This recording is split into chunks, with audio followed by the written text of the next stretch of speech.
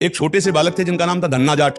उनको परिवार की माँ ले गई कथा सुनाने, तो कथा में कह रहे थे बिना भगवान का भोग लगाए जो खाता है वो पाप खाता है। तो पंडित जी के पास गए, हमारे यहाँ तो भगवान है नहीं, तो आप भगवान दे दो। तो उन्होंने सोचा लड़का है, इसको ठाकुर जी तो दे नहीं सकते, तो भांग खाते थे, तो भांग का बट्टा ऊपर का, कहा ये भगवान है ले लो। तो उनका आप कैसे सेवा करेंगे? तो बोले नहा के नहा देना और पवा के पा लेना, बस इतनी सेवा। घर में गए, नहाया और ठाकुर जी को ना, वही मतलब भांग के बट्टा को ना, और बाजरे की रोटी गरीब आदमी सामने रखा, पाओ प्रभु। एक दिन हो गया तो उन्होंने सोचा हमारे पास कुछ है नहीं, लगता पंडित जी के पास खीर पुआ सब सामग्री थी तो ठाकुर जी पाते, वो बिल्कुल ठाकुर जी मान रहे। दूसरा दिन हुआ फिर वही बाजरा, तीसरा दिन हुआ फिर वही बाजरे की रोटी।